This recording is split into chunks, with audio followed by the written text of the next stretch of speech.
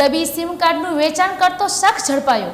Botad SOG પોલીસે શહેરના હિફલી વિસ્તારમાંથી મિલન મોબાઈલ નામની દુકાનમાંથી ડુપ્લિકેટ સિમ કાર્ડ સહિત મુદ્દામાલ કબજે કર્યો।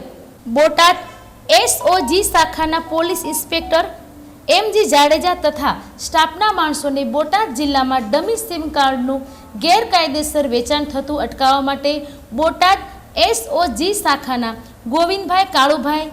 દિલીપસિંહ મોહબ્બતસિંહ, જયેશભાઈ ગભરુભાઈ ધાધલ,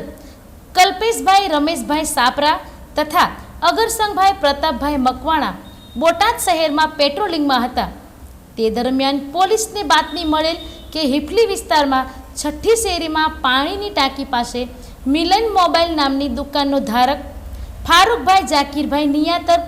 પોતે એરટેલ તથા વીઆઈ કંપનીનો એજન્ટ પોતાના અંગત ફાયદા માટે ગ્રાહકોના ડોક્યુમેન્ટનો ઉપયોગ કરી ડમી સિમ કાર્ડ વેચાણ કરે છે। આ બાતમીના આધારે પોલીસ દુકાને જઈ તપાસ કરતા એક જ મોબાઈલમાં વીઆઈ તથા એરટેલ કંપનીનું ડમી સિમ રાખી તારીખ 20/9/2024ના રોજ વીઆઈ કંપનીના સિમ કાર્ડ ખરીદી કરવામાં આવેલ ગ્રાહકોની જાણ બહાર 4 ગ્રાહકોના ડોક્યુમેન્ટનો ઉપયોગ કરી એરટેલ કંપનીના 4 ડમી સિમ કાર્ડ એક્ટિવ કરેલ હોવાનું માલુમ પડ્યું હતું, જેથી આ શખ્સ વિરુદ્ધમાં બોટાદ શહેર પોલીસ મથકે કલમ 316 તેમજ 336 અને 340 મુજબનો ગુનો નોંધી કાયદેસરની કાર્યવાહી હાથ ધરવામાં આવેલ છે। જ્યારે આ શખ્સના કબજામાંથી એરટેલ કંપનીના 4 સિમ કાર્ડ ચાલુ કરેલ હાલતમાં કિંમત ₹400, એરટેલ કંપનીના 14 સિમ કાર્ડ એક્ટિવ કરવામાં બાકી ₹1400, વીઆઈ પ્રીપેડ કંપનીના 8 એક્ટિવ કર્યા હતા, તેમજ 800 ડુપ્લિકેટ આધાર કાર્ડ નંગ 7 મોબાઈલ ફોન તેમજ કિંમત ₹20,000નો મુદ્દામાલ કબજે કર્યો હતો। જે બાબતે બોટાદ જિલ્લા પોલીસ વડા કે.એ. બળોલિયાએ મીડિયાને માહિતી આપી હતી। જી, બોટાદ જિલ્લા પોલીસની સ્પેશિયલ ઓપરેશન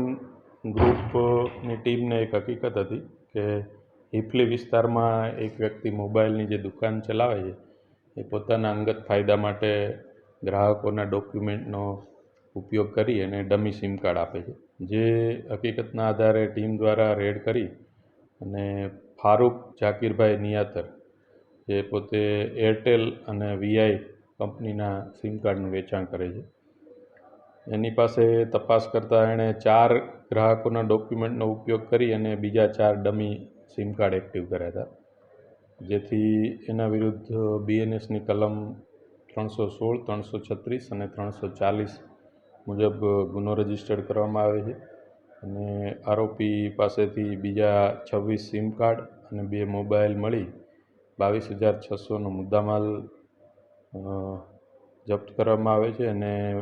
રિમાન્ડ અર્થે રજૂ કરતા આરોપીના હાલ 2 દિવસના રિમાન્ડ પર છે અને વધુ તપાસ